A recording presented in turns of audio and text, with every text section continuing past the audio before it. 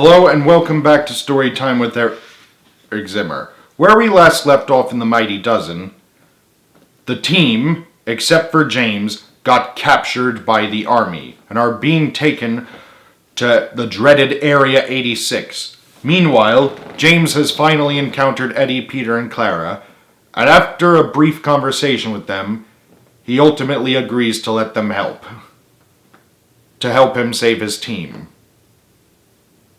Now we're going to find out exactly what happened to the rest of the team. So you ready? Alright, let's begin. And now we're going to meet the villain. Alright, Chapter 9. The team encounters General Henderson. Now, of course, you're probably wondering what Area 86 is. Well, to be brief, Area 86 was a giant, grim-looking, dome-shaped prison in the middle of the Mojave Desert, somewhere in Nevada, but completely cut off from civilization. Rumors say that prisoners were often tortured to death, or worse, into madness.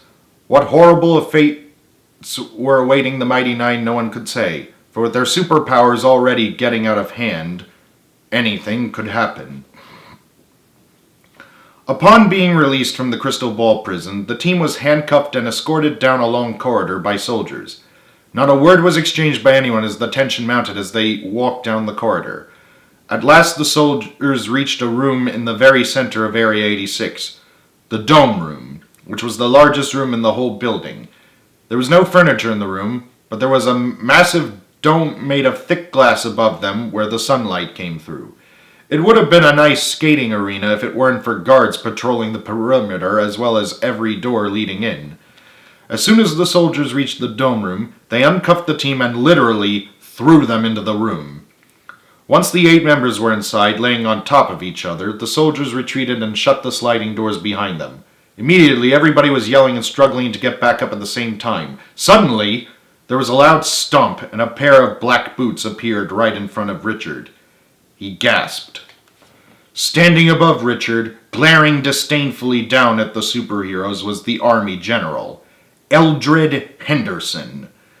He was a really tall, bulky-looking man, almost as tall as James, in his early 60s, with short, neatly combed gray hair and steel blue eyes.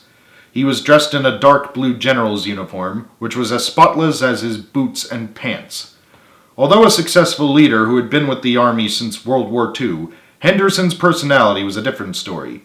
Perhaps it had to do with his time in the Army, or what he experienced during every war he partook in, but Henderson was a ruthless, sadistic, and sexist man. General Henderson, Richard said under his breath. As the 8 superheroes got to their feet, Henderson started to pace back and forth in front of them, swinging a riding crop in his hands, continuing to glare disdainfully at a team. Nobody dared to say a word as the tension mounted again.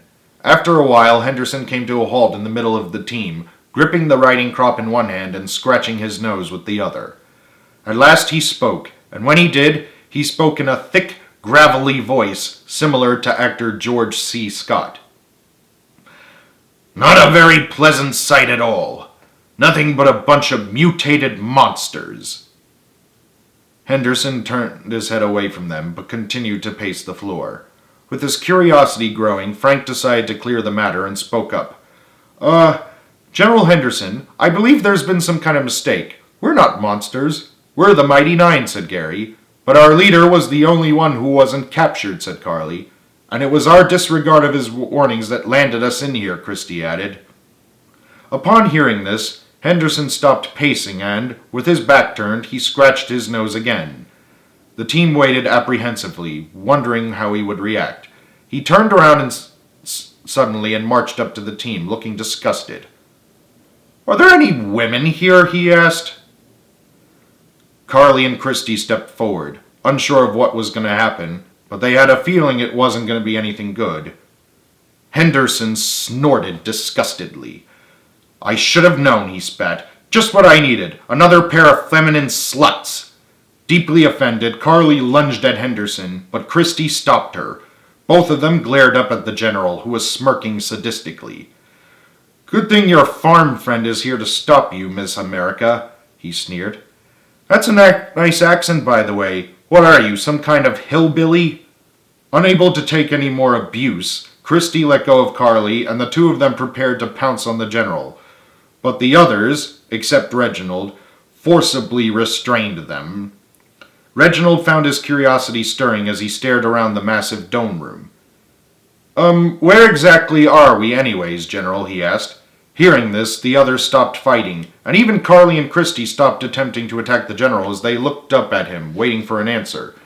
The general, in turn, forgot his displeasure as his face suddenly brightened, but not in a good way. When he next spoke, it was in a forcibly painful yet polite voice. "Oh, I'm sorry, I've forgotten my manners," said Henderson, pacing again as he gestured around the room. "Welcome to Area 86, the most secured facility in the United States of America. We have over 2,000 soldiers patrolling the perimeter around the clock. And, I might add, complete with the latest technological advancements regarding our high-tech security system. So don't even think twice about trying to sneak out of any door at any time or any place." "What about the dome roof?" asked Pedro, looking up at the dome. Henderson and the team looked up at the dome roof. He smiled smugly at them. "And don't even think of trying to get through the dome roof either. It's made out of solid carbonium, over 9 inches thick. They are practically impenetrable." "How strong is it?" Joey piped up.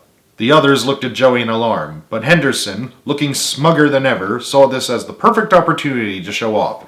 He turned his attention to 2 tall, buff soldiers standing by the main entrance to the room. One was white, named Sergeant Parker, and the other was black, named Sergeant Thompson. Both of them looked more like nightclub bouncers or bodyguards than soldiers. They were both holding torpedo guns in their hands. "Show 'em, boys," ordered Henderson smugly. Sergeant Parker fired a torpedo directly towards the center of the dome. The torpedo exploded upon impact, but the dome remained undamaged. Everybody was stunned to silence. "Whoa, dude," Gary whispered. "Well," said Henderson, turning to go, "enjoy your extended stay here in Area 86, monsters. You're all going to be here for a very long time." How long exactly?" asked Richard. Henderson stopped in front of Richard and pretended to think about it. Don't know, don't care. How's that sound?" "But wait, you can't!" Richard protested, getting angry. He tried to go after Henderson, but the 2 bodyguards blocked Richard's path by linking their guns together in front of him. Henderson stopped walking and looked over his shoulder. He walked right up to Richard and spoke face to face with him, wearing a sadistic smile on his face. "Don't you be playing with the big boys, Pencil Neck," he sneered mockingly. "Been way over your head." Cackling sinisterly, then flat out laughing maniacally, Henderson walked out of the dome room, taking Parker and Thompson with him. The doors slid shut, leaving the 8 alone in the enormous room. For a moment or two, all was quiet. Then, without warning, Richard completely lost it. He ran to the door and started pounding on them. No, wait! Let us out of here! Police Detective James Reitherman will hear about this! You can't keep us in here!" Frank and Christie came forward and tried to stop Richard from making matters worse, but their words fell on deaf ears. "We're the Mighty Nine, goddammit!" "Richard, it's no use!" Christie cried. Richard wheeled around, glaring viciously at Frank and Christie, who recoiled and let go of him immediately. Breathing heavily and seeing the fear in their eyes, Richard calmed down as the anger drained from his face. The others were shocked. They were used to seeing James lose his temper like this, and even Frank, to some extent, but never Richard. Sighing despairingly, Richard hung his head. "What's the use?" he said, defeated. "If only we had listened to Jimmy in the first place, none of this would have happened. And now we're stuck in Area 86 for all time," added Frank sadly. "And it's your fault!" At these words, Frank turned savagely to Carly, who now realized she was in for it. Before anyone could stop him, Frank screamed and lunged towards Carly, who took off running. He chased her around the circular dome room, with the others trying to stop him, except Richard and Christy, who were thinking of something as they watched the scene. "Get away from me, Frank Kimball!" Carly cried as she ran. "Keep away!" "You little diva!" Frank was shouting as he chased her. "You ungrateful little bitch! You evil temptress! I'm gonna wring your skinny little neck!" Frank's words drowned the protests of the others as he chased Carly. Meanwhile, Christy signaled at Richard, who used his super speed to rescue Carly and move her out of the way. As for Frank, as soon as he saw what happened, he changed direction and ran towards Carly and Richard. But as he did so, he was suddenly tackled to the ground, quite aggressively, I should mention. "Ah, what the hell?" "Frank!" gasped. "Christy!" That's right. Christy had been waiting for Frank to get close enough to her so she could tackle him so that he wouldn't attack Carly. She had pinned Frank to the ground, looking furious. "Frank Hiram Kimball, stop that right now! No! I'm going to get my hands on— Frank! Enough!" Christy held such a tight grip on Frank's wrist that it was starting to hurt him. "All right, I'll stop. Now can you please let go of my wrists before I lose all feeling in my hands?" Frank pleaded. "Do you promise to be a good boy and not to attack Carly if I let go of your wrists?" Christy asked sternly. "I'm not a child anymore. Do you promise?" "Yes, goddammit!" Nodding curtly, Christy let go of Frank's wrists and got off of him. She even helped him to his feet to show there were no hard feelings as he started massaging his hands. "Really, Frankie," said Richard disapprovingly, "running around the entire dome after Carly, screaming like a banshee. How embarrassing." "You know Carly's very fast for someone her size," Joey added. "But you are right about one thing, Richard on. This is Carly's fault." He turned viciously to Carly, who looked at him in outrage. "Start running," said Richard in a dangerous undertone. Seeing Richard powering up, Carly ran again, and Richard, using his super speed, chased after her. However, he didn't get far because Christy, knowing exactly what Richard was about to do, quickly tackled him to the ground. The others were shocked. "What a woman," Reginald remarked in an undertone. Richard was surprised as he legitimately thought he would get away with it. Each time he protested, Christy shook her head vigorously with a stern look on her face. Knowing he couldn't argue back with his girlfriend, Richard put his hands down in defeat. Seeing his defeat, Carly got back up and helped Richard to his feet. "Really, Richard? Blaming me for everything," said Carly haughtily. "This is just as much your fault as it is mine. You started it by calling him all those demeaning and hurtful names because of his